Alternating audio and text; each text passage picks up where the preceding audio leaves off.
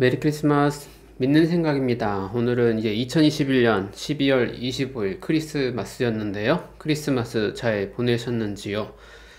저는 조금 심심하게 크리스마스 보냈고요. 이번 주에 백신 3차를 맞고 3일 동안 이제 타이레놀만 먹으면서 살았는데요. 다행히 오늘은 컨디션이 이제 거의 돌아왔습니다.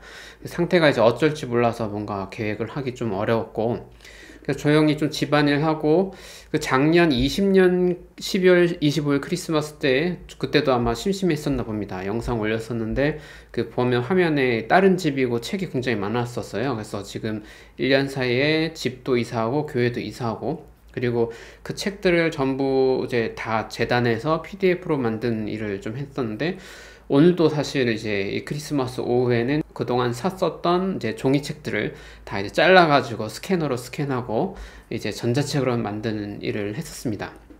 그리고 지금 며칠 전에 저희 교회 단톡방에 이제 우리 교회 친구가 올려준 영상 중에 그 이제 모두의 수다 편의 종교인 편이 있었어요. 영상이 너무 재밌어가지고 그거 보고 드는 생각들을 좀 올려보려고 합니다.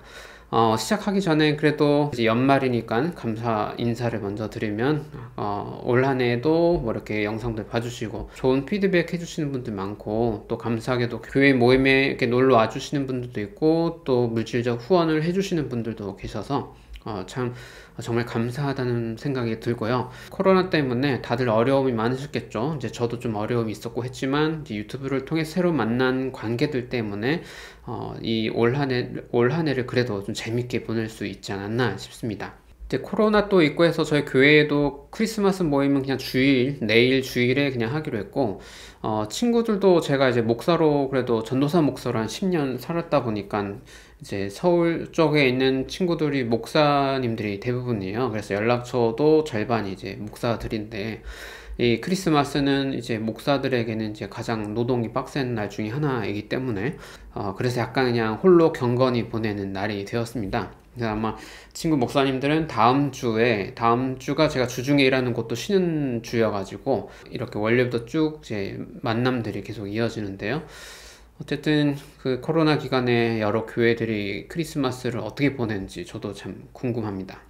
자, 오늘은 저는 이제 개신교 목사고 30대고 이중직을 하면서 뭔가 새로운 형태를 생각해 보려는 목사인데요. 어쨌든 뭐 직업적으로 종교인으로 사는 거잖아요. 그런 종교인들이 공영방송에 나와서 서로 이야기하는 그 컨텐츠가 있었습니다. 제가 이제 캡처로 화면에도 올리겠고요. 막 링크도 한번 올려볼게요. 이게 영상이 몇 분짜리로 쪼개져 가지고 많이 이렇게 유튜브에도 다 나와 있더라고요. 모두의 수다 종교인 편 이렇게 하면 나와 있습니다. 그 재밌는 게 이제 캐톨릭 신부님, 개신교 목사, 불교 숙녀님, 그리고 원불교의 성직자를 교무님이라고 하더라고요. 교무. 저도 처음 알았습니다. 그래서 신부, 목사, 승려, 교무가 이게 모두 모여서 이제 서로의 종교를 열린 마음으로 이렇게 대화하는 그런 프로그램인데요. 이 네 개 종교, 캐톨릭, 개신교, 불교, 원불교가 이제 우리나라 국가 종교라고 그래요. 군대에서도 공식적으로 이 네 개 종교가 있고, 제가 참고로 요즘에 요거를 조금 많이 먹고 있어요. 주식은 아니고, 주식이라고 할 수 있나? 하루에 한 끼 정도 이게 먹고 있어서. 이거 뭐냐면 연잎밥이에요. 이거 불교 절에서 먹는 음식이죠. 연잎밥이 냉동되어 있는 겁니다. 이거 한 2,000원대인데 가격도 싸고, 이게 전자레인지로 한 3분 돌리면 되게 맛있어가지고 약간 건강한 맛도 나고, 그래서 이게 그 요리를 조금 힘들어하는 분들은 참 이게 좋은 음식 같아요. 그래서 이걸 먹으면서 저도 이제 목사지만 항상 불교에 참 감사하다. 이제 또 이런 마음으로 이렇게 경건한 마음으로 먹고 있었는데, 이 영상에서 이제 목사님 그리고 스님 또 이렇게 다른 분들 서로 모여서 이야기하는 모습 보니까 또 감회가 새롭더라고요. 참고로 저는 이제 20살 때 교회를 다니기 시작했고, 그 전에는 이제 그냥 어느 종교를 다니진 않고 종교 관심이 많은 학생이었고, 불교도 굉장히 관심이 많았었어요. 그래서 이제 지금은 뭐 불교 공부를 하는 건 아니고, 고등학교 때도 뭐 스승의 날에 이제 교무실 찾아가서 좋아하는 선생님께 이게 석가의 깨달음 막 이걸 봐야 한다고 막 불교책 전달해주고 그럴 정도로 취미 생활로 이제 종교 그런 공부나 수행을 굉장히 원래 좀 좋아했었습니다. 제 지금 레벨은 이제 기독교의 이제 기초 공부 정도가 된 상태여서 좀 더 공부가 되고 나면 다른 종교 공부도 더 하고 싶은데, 아직은 이제 불교나 다른 종교를 공부할 정도까지 여력은 없고요. 하지만 좀 더 저도 열린 마음으로 좀 이제 기회가 되면 배워야겠다 이런 생각입니다.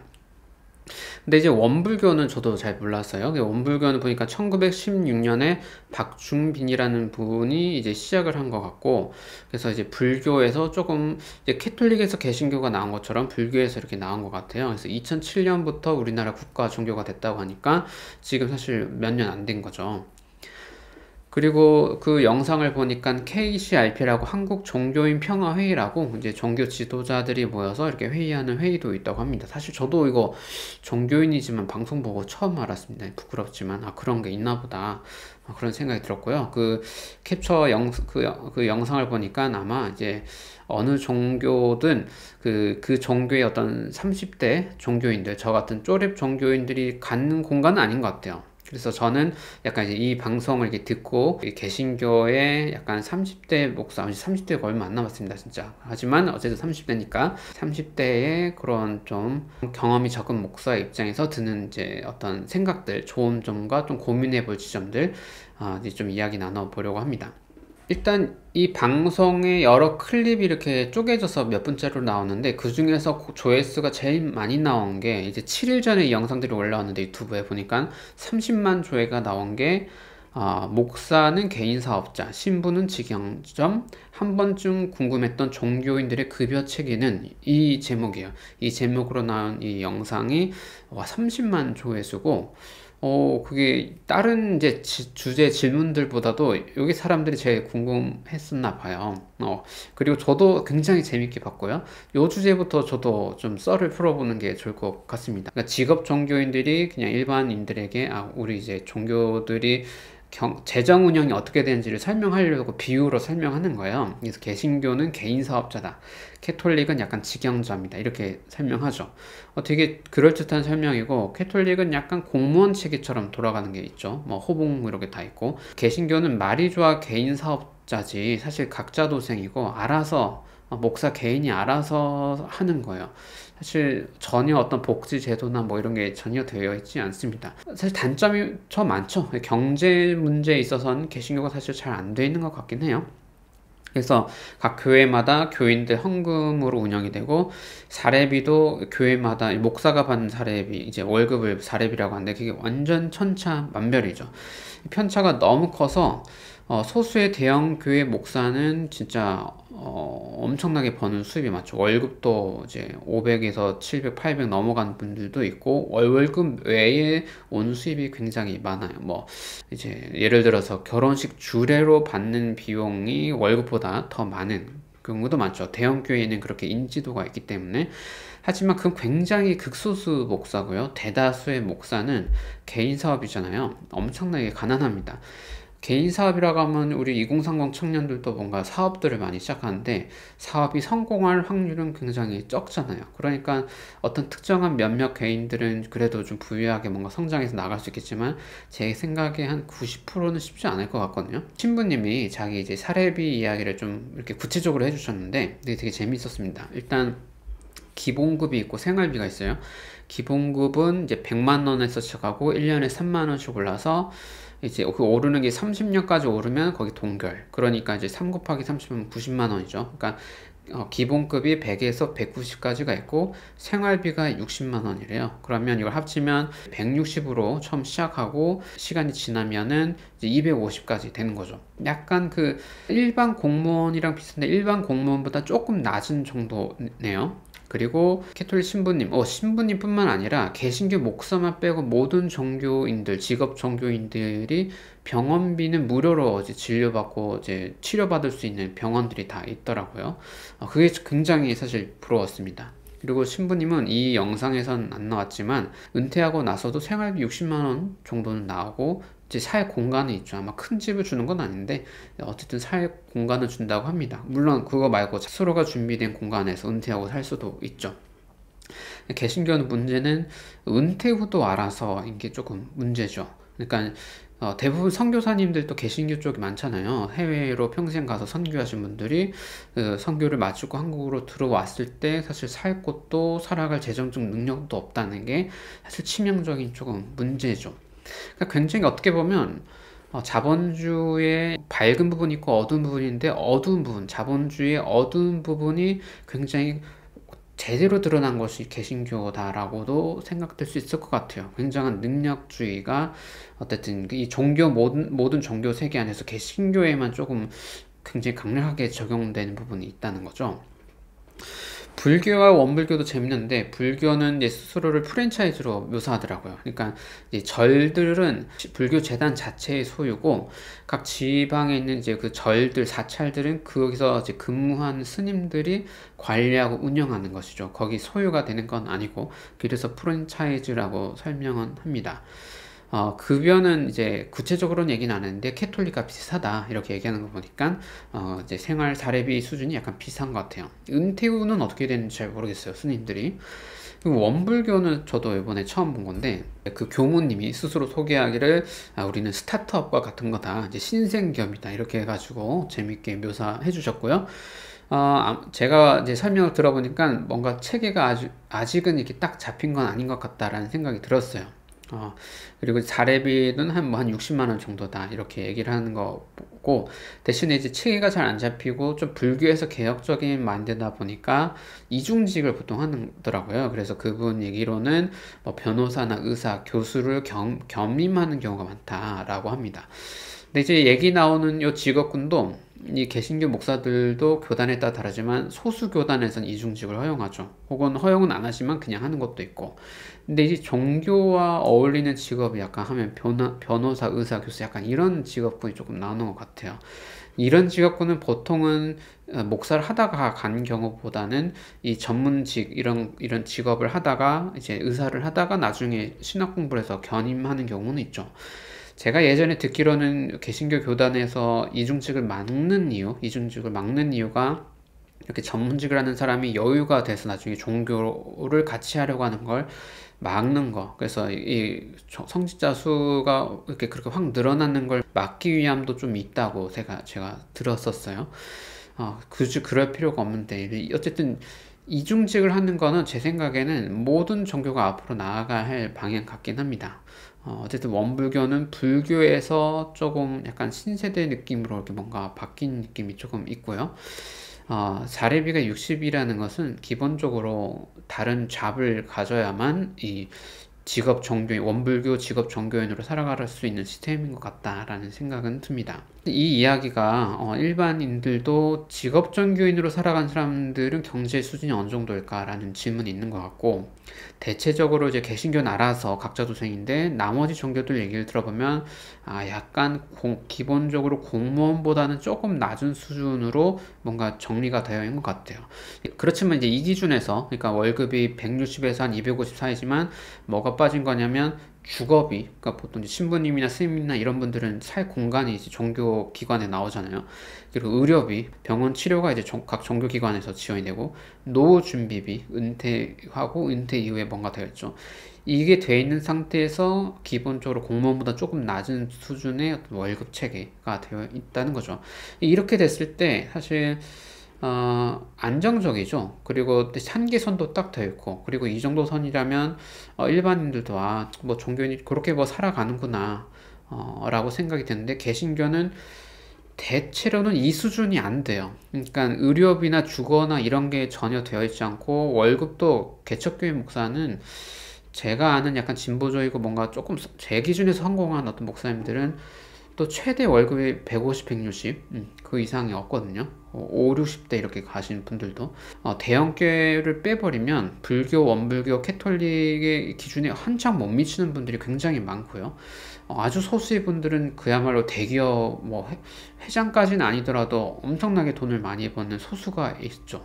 그래서 이미지는 굉장히 이제 돈에 집착하는 걸로 이미지가 되어 있고, 굉장히 많은 목사님들은 가난에 허덕이고 은퇴 후 준비가 안 되어 있는 그런 문제가 좀 있습니다. 그 다음 주제로 또 재밌게 이제 생각해 볼 지점은 가족 그리고 결혼 이런 주제입니다.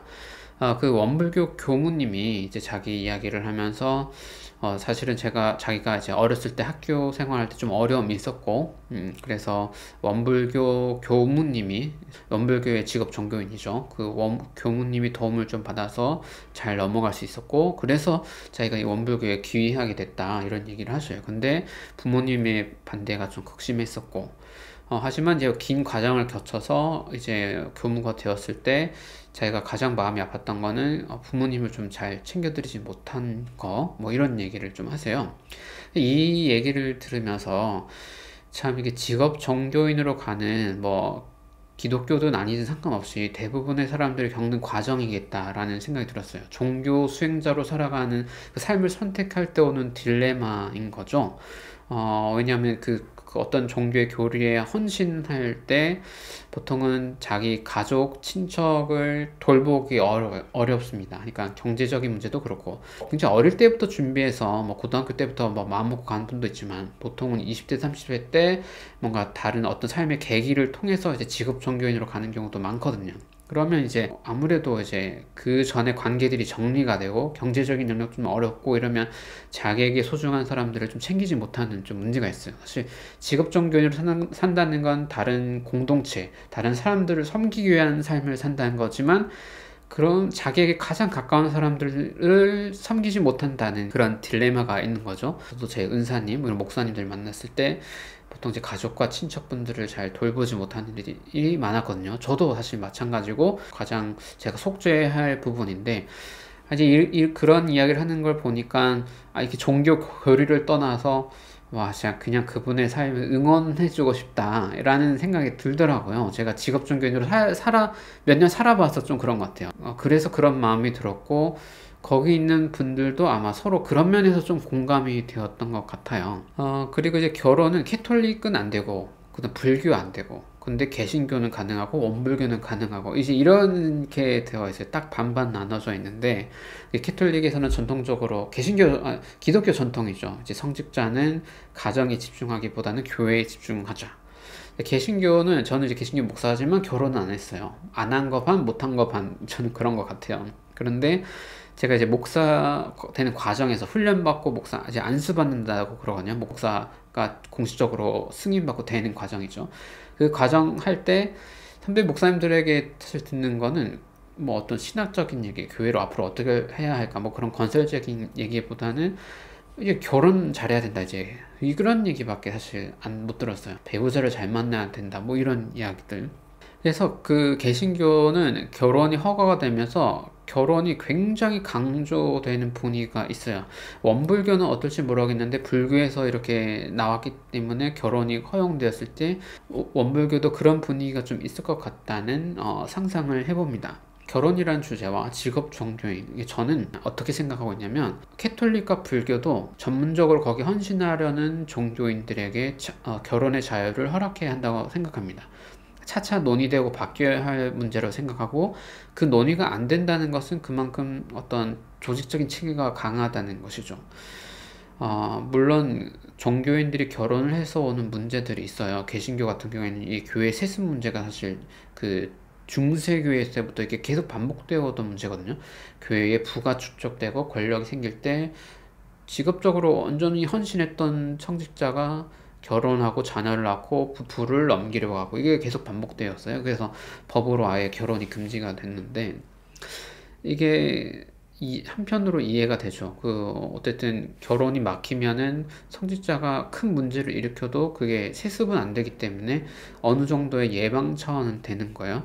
근데 이제 개인적으로 봤을 때는 사실 연애와 결혼은 개인의 자유인데, 연애와 결혼을 하지 않아야만 종교적인 헌신이 가능한 걸까에 대해서는 좀 이제 2000년대가 됐으니까 좀 다시 한번 생각해 볼 지점이 아닐까라는 생각이 드는 거고, 반대로 이제 원불교는 잘 모르지만 개신교 목사로 살아가서 느낀 거는, 결혼을 엄청 강조할 필요는 없다는 거죠. 결혼을 하는 것도 안 하는 것도 자유인 거예요. 성도들도 자유인 거고, 직업적으로 거기를 헌신하려는 성직자에게도 이것은 자유해야 하는데, 사실 이 목사 세계로 들어오면은 개신교 안에서도 좀 보수적이거나 어떤 교단들은 결혼을 안 하면 목사가 안 돼요. 그래서 약간 교회로 오래 다닌 분들은 제가 목사로 가면 당연히 결혼했을 거라고 이렇게 생각하는 부분들도 좀 있더라고요. 그래서 이것도 좀 극단적인 고정관념이죠. 결혼하는 것, 안 하는 것은 개인의 선택이라고 우리가 생각하는 게 좋지 않을까라는 생각이 듭니다. 제 생각에는, 어, 종교인뿐만 아니라 지금 2030 청년들도 이런 얘기 많이 들을 수 있는데, 아이를 낳고 키워봐야 뭐 어른이 된다 이런 거 있잖아요. 굉장히 일리 있는 말씀이고 진리가 있다고 생각해요. 그런데 제가 목사로 살면서 어떤 걸 느꼈냐면, 진짜 큰 문제를 일으키는 목사들은 주로 결혼하고 아이 낳고 다 하는 목사들이에요. 음, 물론 미혼인 목사들도 성범죄를 하거나 뭐 권력을 해서 세습을 하거나 뭐 이럴 수 있겠죠. 근데 제가 들은 대다수는 이제 세습도 사실은 결혼과 이제 자녀 문제잖아요. 그리고 권력에 굉장히 중독되어 있거나 혹은 진짜 성적인 문제, 조금 가벼운 문제는 미혼인 종교인도 이렇게 하는 걸 좀 봤는데, 뭐 그냥 연애 문제죠. 근데 진짜 그 좀 더 수위가 높은 문제는 제가 뉴스에서 보거나 제가 직접 들은 이야기, 뭐 제가 아는, 제가 원래 알던 목회자가 이렇게 그렇게 문제가 심각한 문제가 된 경우 대부분 결혼 생활하는 분들. 그리고 제가 제일 충격받았던 건 자기 자녀 이야기를 엄청 많이 했던 분들이 나중에 그 같이 목회할 때는 아닌데 나중에 헤어졌을 때 엄청난 그런 성 문제에 이렇게 휘말린 경우들을 봤어요. 결혼해서 아이를 낳고 그 과정에서 사랑의 깊이를 깨닫는 거는 굉장히 진리죠. 하지만 그것과 종교 수행은 조금 다른 것 같다는 거죠. 그게 종교적인 깊이를 더 가능케 하는 요소가 될 수도 있고 아닐 수도 있는 것 같아요. 저 같은 경우에는 어쨌든 지금 개척교회를 이제 3년, 4년 차 하고 있고, 사실 경제적으로 좀 불안하죠. 지금 많이 사실 안정화되고는 있는데, 조금 경제적인 게 잘 안 잡히다 보니까 보통의 청년들이 경제적 문제가 안 잡히면 연애나 결혼 문제가 조금 순위가 밀리는 것 같은 현상이 바로 저한테도 조금 된 것 같고요. 먼저 이제 교회 공동체가 먼저 안정화됐을 때, 그 다음에 뭐, 그냥 저는 이렇게 살아갈 수도 있고, 아니면 누군가를 또 만날 수도 있죠. 그냥 모든 가능성은 열려 있는데, 우선순위에서 조금 이제 조정이 되는 게 있는 것 같아요. 이 모든 건 장단점이 있는 거기 때문에, 그 사람이 전문적으로 종교인으로 살아가는 것에 있어서의 진정성은 그 종교 수행에 있어서 그게 공부일 수도 있고 뭐 기도일 수도 있고 사람을 만나는 것일 수도 있고, 어쨌든 그 종교 수행이라고 이름 붙일 수 있는 각 종교마다 어떻게 진정성 있게 그것을 수행해 나가는지를 보고 이제 전문적이다 아니다를 봐야지. 저희 개신교 분위기에선 이제 결혼을 했느냐 안 했느냐, 그러니까 사랑을 알 거야 모를 거야 그렇게 하기에는 좀 아쉽지 않나. 왜냐하면 결혼 안 하고 그 자기 종교에 헌신한 사람들이 훨씬 많을 거고, 이제 그런 거를 좀 생각해 보자는 거죠. 30대 목사로서 제가 관심 갖고 있는 거, 제가 이제 개척교회를 한 이유기도 한데, 각 종교 영역 안에서의 위계 질서예요. 권력이 어떻게 작동되고 있는지, 그리고 권력이 권력화되지 않게 해서 각 종교계는 그 조직 안에서 어떠한 정화 운동을 하고 있는지가 저는 가장 큰 관심사거든요. 왜냐하면 이 방송에 나온 사람들도 각 종교의 권력이 정점이 있는 사람들일 거예요. 대표자들이니까. 그리고 그 종교 회의에 나가는 분들도 대부분 나이가 좀 많은 원로들이겠죠. 그러니까 저같이 레벨이 낮은 이제 30대에는 모든 뭐 불교든 기독교든 뭐든 간에 어떤 대표자 자리에 보통 나가지 못하죠. 그렇다는 건 이미 권력이 작동되고 있다는 거야. 만약에 불교가 이렇게 위계 질서나 권력이 없고 정말 평등하다. 평등은 불교도 중요한 가치겠죠. 기독교만의 가치는 아니겠죠. 그렇다면 나이 어린 스님, 좀 젊은 스님이나 나이가 많은 스님이나 편하게 만날 수 있고 대화할 수 있고 어떤 대표자 자리에 잘 섞일 수 있다면 그 괜찮게 작동되는 거겠죠. 하지만 그렇지 않고 의사결정이 되는 과정이나 대표자 자리에 나가는 과정, 뭐 이런 게 보통은 이제 좀 나이가 많고 뭐 이런 식으로 되어 있다면 이미 위기 질서가 강력하게 작동되고 있다는 거죠. 개신교나 캐톨릭도 마찬가지입니다. 그러니까 조직이라는 것이 없을 수는 없어요. 일반 사회도 그렇고 종교도 그렇고, 규모가 커지면 커질수록 반드시 모든 건 조직화되어야만 운영이 되는 건데, 그런데 문제는 종교라는 것은 한 사람에 대한 태도에서 그 종교의 가치가 본질이 나오는 건데, 그래서 그 어떤 조직이 만들어질 때 그것이 권력화되지 않는데 종교가 어떻게 작동되는지를 보여줘야 할 의무가 있다고 생각하는 거예요.